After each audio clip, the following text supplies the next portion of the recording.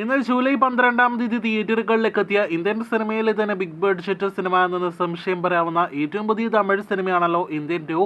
കമലഹാസനെ നായകനാക്കി അനിരുദ്ധ് സംഗീതം നൽകി ശങ്കർ സംവിധാനം ചെയ്ത് ഇന്ന് തിയേറ്ററുകളിലേക്ക് എത്തിയ ഈ തമിഴ് സിനിമയുടെ ആദ്യ പ്രതികരണങ്ങൾ ഇതിനോടകം തന്നെ വിദേശ രാജ്യങ്ങളിൽ നിന്നും പുറത്തു വന്നിരിക്കുകയാണ്. കേരളത്തിലുള്ള സിനിമയുടെ ആദ്യ പ്രദർശനം അവസാന ഘട്ടത്തിലേക്ക് എത്തുന്നതേ ഉള്ളൂ. തമിഴ്നാട്ടിലുള്ള സിനിമയുടെ ആദ്യ പ്രദർശനം ആരംഭിക്കുന്നതേ ഉള്ളൂ.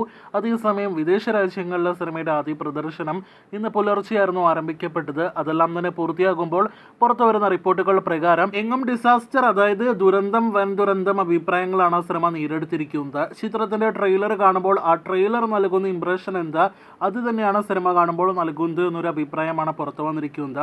അതായത് ട്രെയിലർ കാണുമ്പോൾ തന്നെ കൂടുതൽ പ്രേക്ഷകർക്ക് മനസ്സിലായതാണ് സിനിമയിലെ മേക്കപ്പ് ഉൾപ്പെടെ പല രംഗങ്ങൾ പാളിയിട്ടുണ്ട് എന്നത്.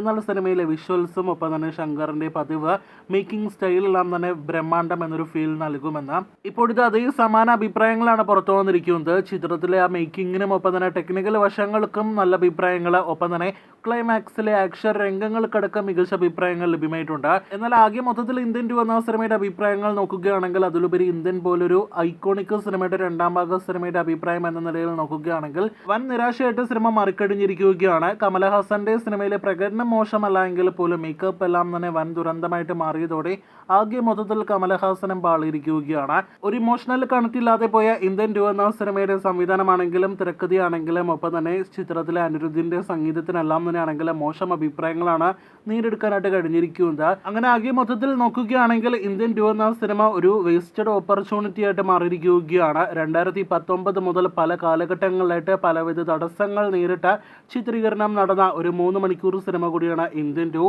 അപ്പോൾ കാത്തിരിക്കൂ സിനിമയുടെ തമിഴ്നാട്ടിൽ നിന്ന് ഉൾപ്പെടെയുള്ള കൂടുതൽ അഭിപ്രായങ്ങളുടെ റിപ്പോർട്ടുകൾ കേട്ട്.